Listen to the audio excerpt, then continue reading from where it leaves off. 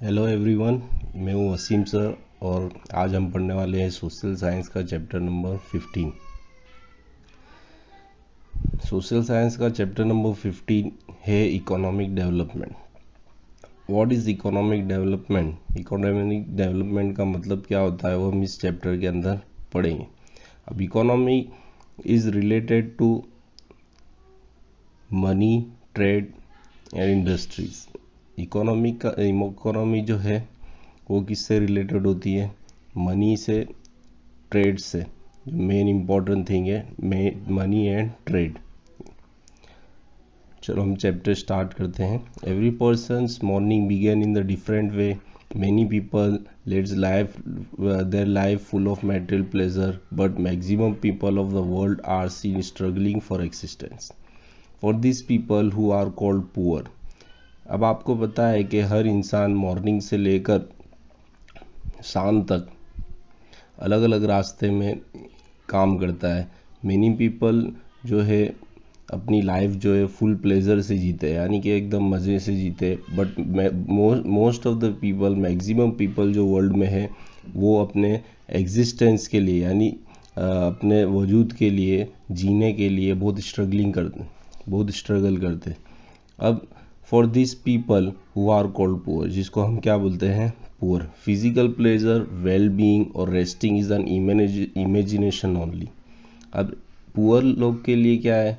Physical pleasure यानी मज़ा जो है, वेल बीइंग और रेस्टिंग जो है, रेस्टिंग यानी आराम करना, ये जो है वो इमेजिनेशन है, यानी कि ये सिर्फ एक उनके लिए ख्वाब है, सोच है। बराबर। How had this situation originated? अब ये गरीब कैसे बनते? अब गरीबी से बाहर कैसे आना है, ये सब क्वेश्चन अपने माइंड में आ रहे हैं। चलो सबसे पहले इकोनॉमिक डेवलपमेंट के बारे में हम पढ़ेंगे। What is economic development? Economic development in today's world, every country is trying to achieve development, but development is not defined to economic development only. It is process of social change having many phases. अब आज के world में हर country क्या चाहती है कि भाई हमारा डेवलपमेंट हो, बट डेवलपमेंट का मतलब ये नहीं होता कि सिर्फ इकोनॉमिक डेवलपमेंट हो, पैसे के रिलेटेड डेवलपमेंट हो। It is the process of social change, यानी कि पूरा सोसाइटी अच्छी बने, सोसाइटी में चेंज आए, ये प्रोसेस है डेवलपमेंट का। Economic development so that constant increase in the national income of a country. Economic development ये बताता है हमको कि हमेशा अपनी जो नेशनल इनकम है वो हमेशा क्या हो? बढ़ती रहे।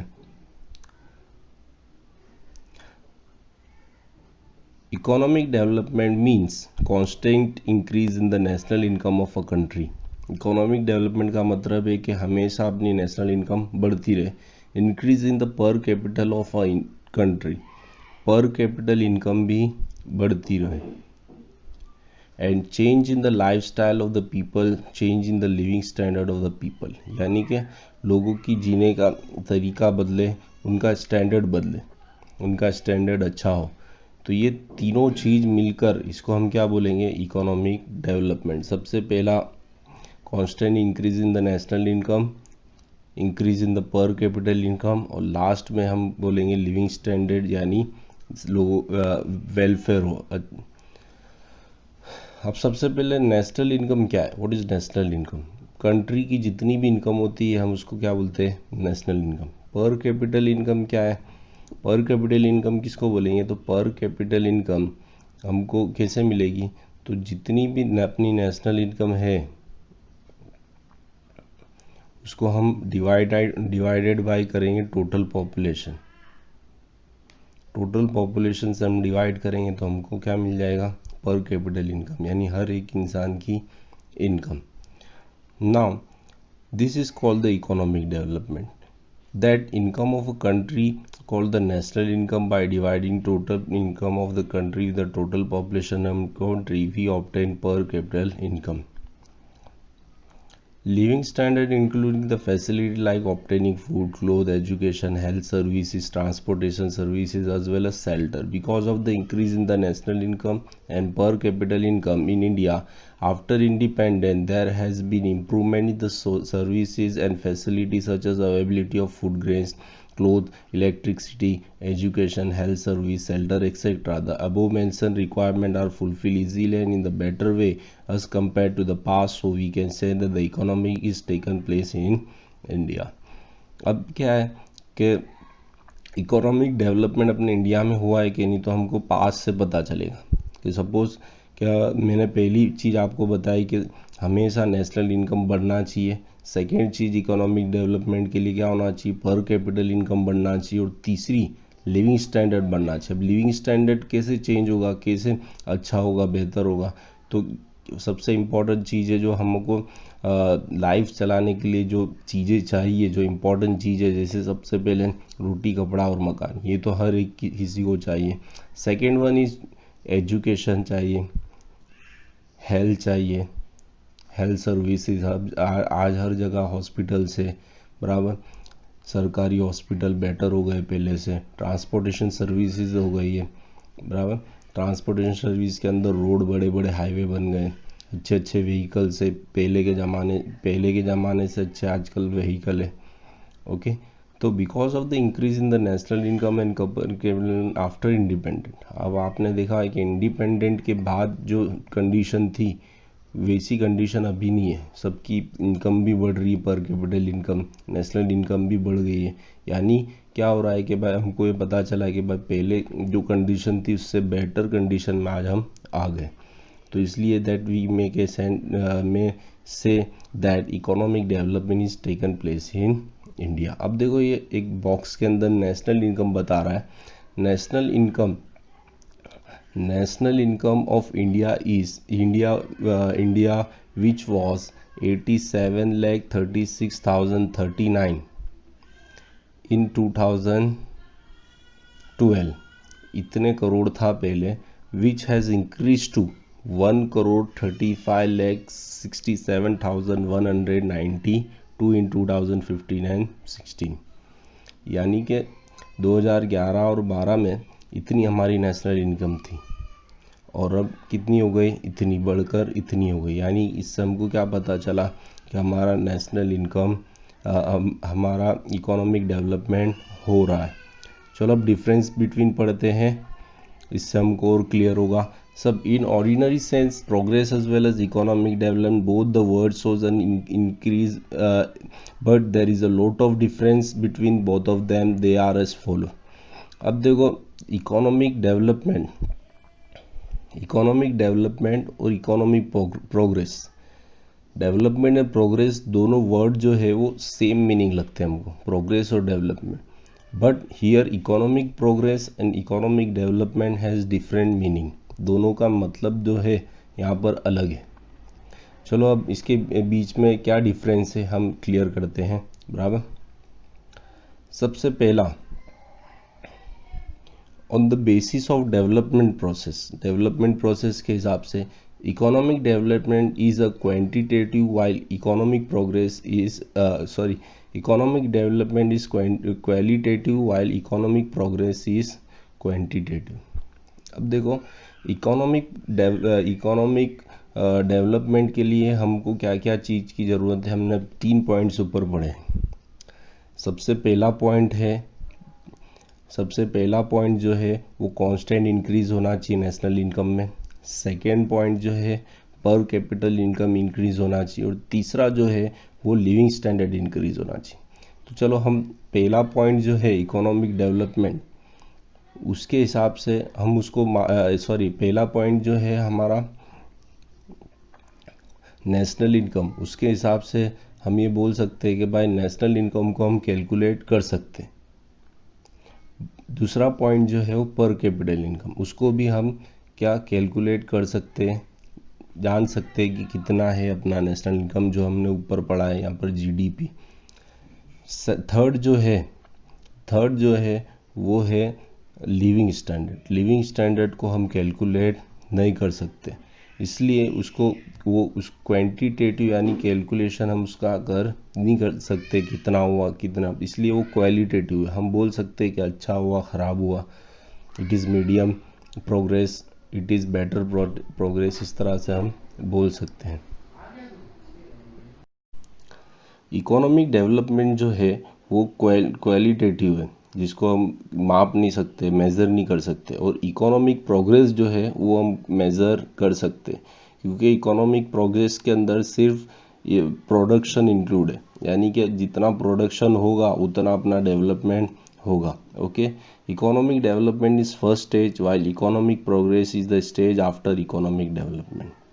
जब इकोनॉमिक डेवलपमेंट पूरा हो जाता है तो तब क्या आता है, इकोनॉमिक प्रोग्रेस आता है कि भाई कितना डेवलपमेंट हुआ। प्रोग्रेस यानी कि इकोनॉमिक प्रोग्रेस यानी कि कितना प्रोडक्शन हुआ, दैट वी कैन मेज़र, उसको हम मेज़र कर सकते हैं।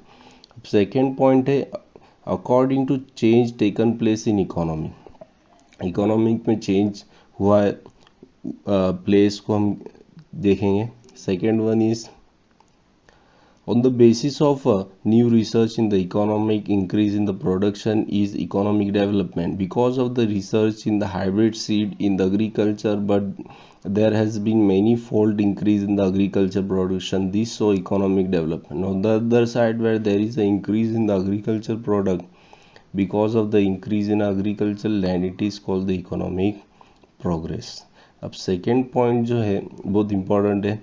अब इसके हिसाब से न्यू रिसर्च हुआ है प्रोडक्शन के अंदर, इकोनॉमिक डेवलपमेंट के अंदर। रिसर्च के अंदर क्या होता है कि भाई नई नई हाइब्रिड सीड आते हैं। हाइब्रिड सीड किसको बोलते हैं, जो एकदम बेटर होते हैं, जिससे प्रोडक्शन ज़्यादा होता है एग्रीकल्चर में। अब जितने अच्छे सीड हम एग्रीकल्चर में डालेंगे उतने अच्छा अपना एग्रीकल्चर प्रोडक्शन होगा, बराबर। यानी कि अगर अपने अच्छे सीड डालेंगे तो अपने पास लैंड कम होगी, फिर भी हम अच्छा प्रोडक्शन कर सकते हैं। और दूसरी साइड उसको हम बोलेंगे इकोनॉमिक डेवलपमेंट। और दूसरी साइड क्या है कि एग्रीकल्चर प्रोडक्शन इंक्रीज हो रहा है, बट किसकी वजह से हो रहा है, एग्रीकल्चर लैंड की वजह से। जितनी लैंड ज़्यादा होगी उतना प्रोडक्शन ज़्यादा होगा, तो इसको हम बोलेंगे economic progress. In relation to develop and the developing nation, differences in seen in the both of them in relation to the developed and developing nation also.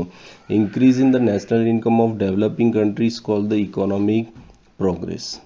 जो डेवलप कंट्री की इकोनॉमी बढ़ती है, डेवलप किसको बोलते हैं, यानी कि वहाँ पर पूरा डेवलप हो चुका है। डेवलपिंग किसको बोलते हैं कि जहाँ पर अभी डेवलपमेंट स्टार्ट है, पूरा डेवलप नहीं हुआ। जैसे कि भाई बहुत सारी कंट्री है, जैसे अमेरिका हो गई, रशिया हो गई, जापान हो गई, ये सब कंट्री जो है वो डेवलप कंट्री है। और डेवलपिंग कंट्री कौन सी है, जैसे इंडिया हो गया, इंडिया, अपने पाकिस्तान, अफगानिस्तान, ये सब जो कंट्री है वो डेवलपिंग कंट्री है, बराबर। अब जो difference seen in both of the relation, increase in the national income of development countries called the economic progress. अब जो इंक्रीज हो रहा है डेवलप कंट्री में नेशनल इनकम, उसको हम बोलेंगे economic progress, while increase in the national income of developing country is called the economic development. और जो डेवलपिंग कंट्री में नेशनल इनकम इंक्रीज हो रहा है उसको हम बोलेंगे economic development. I hope you आप समझ गए होंगे what is economic development and what is economic progress. Okay, now we will start next topic. What is next topic, features of developing economy.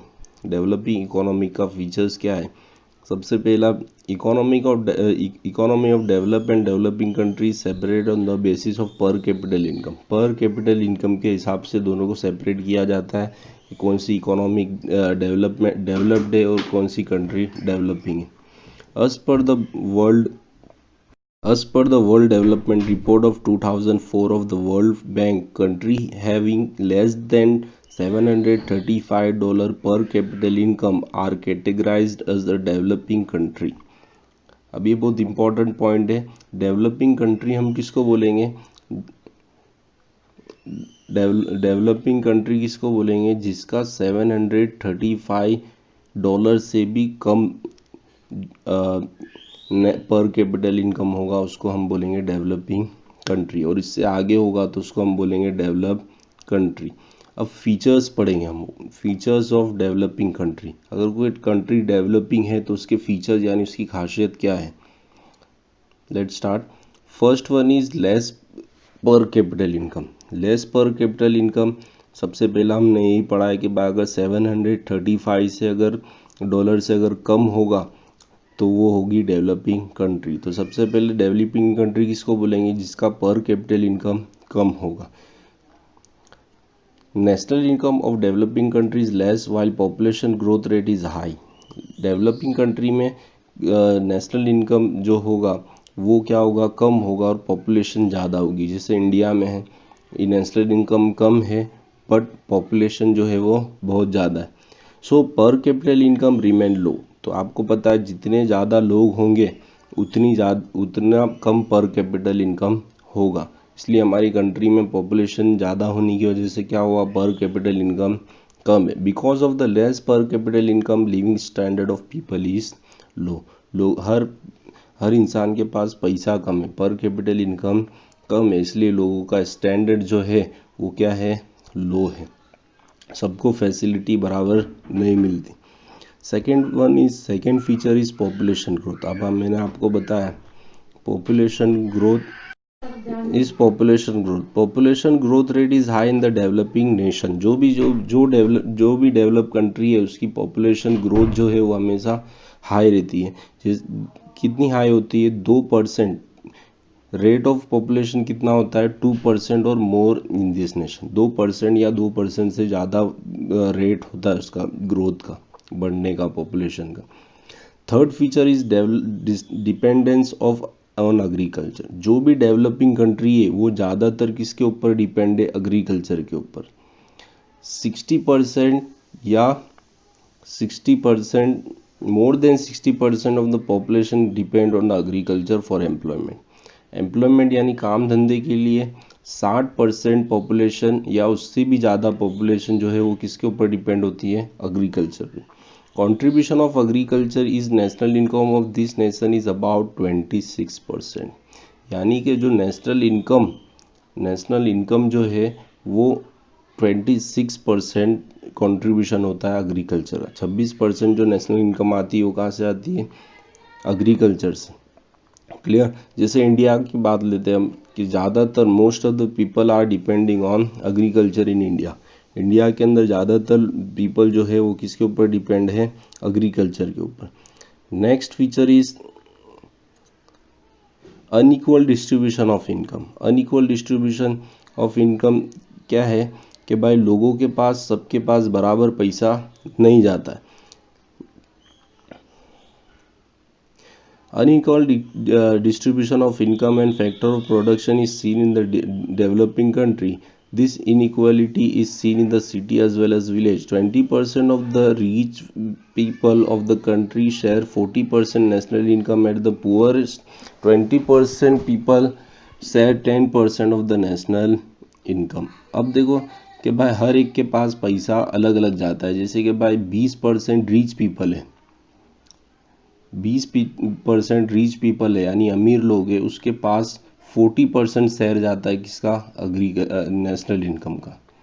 And 20% जो पुअर पीपल है, poorest people है, उनके पास कितना share जाता है, सिर्फ 10%। यानी 20% रिच पीपल के पास 40% चले जाता है शेयर, और जो 20% पुअर है उनके पास सिर्फ 10% जाता है। तो इसका मतलब क्या हो कि अमीर के पास ज़्यादा जाता है नेशनल इनकम और गरीब के पास कम जाता है। तो इसको बोलते हैं unequal distribution of income. This concentration of income and property seen in the hand of rich people in the developing country. ज़्यादातर जो है ये कॉन्सेंट्रेशन ऑफ इनकम जो है ज़्यादातर किसके हैंड में होता है, रिच पीपल के अंदर। फिफ्थ फीचर्स पढ़ेंगे हम, अनएम्प्लॉयमेंट यानी बेरोजगारी। Unemployment may be counted as an important feature of developing country. In this country, ratio of unemployment is more than 3% of the total labor. In this country, different type of employment seen, जैसे seasonal unemployment, distinguished unemployment, industrial unemployment, etc. Moreover, the period of unemployment is very long. अब unemployment जो है बहुत important main feature है developing country का। यहाँ पर ज़्यादातर लोग जो है वो अनएम्प्लॉयड होते हैं, बेरोजगारी बहुत ज़्यादा होती है। More than 3% of the total labour, 3% से ज़्यादा लेबर क्या होते हैं, अनएम्प्लॉयड होते हैं। अब इसके अंदर अलग अलग टाइप का अनएम्प्लॉयमेंट होता है, जैसे सीजनल एम्प्लॉयमेंट। सीजनल अनएम्प्लॉयमेंट किसको बोलते हैं कि सीजन वाइज, जैसे फार्मर होता है बहुत सारे, जैसे एमपी हुआ, बहुत सारे स्टेट में ऐसा होता है कि वहाँ पर सिर्फ रेन वाटर से ही फार्मिंग होती है, बाकी विदाउट रेन यानी जब रेन नहीं होती तो फार्मिंग नहीं होती, यानी पूरी सीजन में सिर्फ एक ही फसल होती। तो बाकी 6 महीने में एक फसल हो जाती है, बाकी जो 6 महीना होता है उसमें वो कोई दूसरा काम धंधा नहीं होते, उस टाइम पे वो अनएम्प्लॉयड होते, इसलिए इसको बोलते हैं सीजनल अनएम्प्लॉयमेंट। इसके बारे में हम आगे अनएम्प्लॉयमेंट चैप्टर के अंदर पढ़ेंगे डिटेल में। तो यस, तो अनएम्प्लॉयमेंट का पीरियड जो होता है, यानी बेरोजगारी का जो पीरियड होता है वो बहुत ज़्यादा होता है डेवलपिंग कंट्री में। तो 6 फीचर इज पुअर्टी यानी गरीबी। Poverty is also a feature of the developing country. People who are not able to satisfy their primary necessity like food, clothes, shelter, education, health are called poor.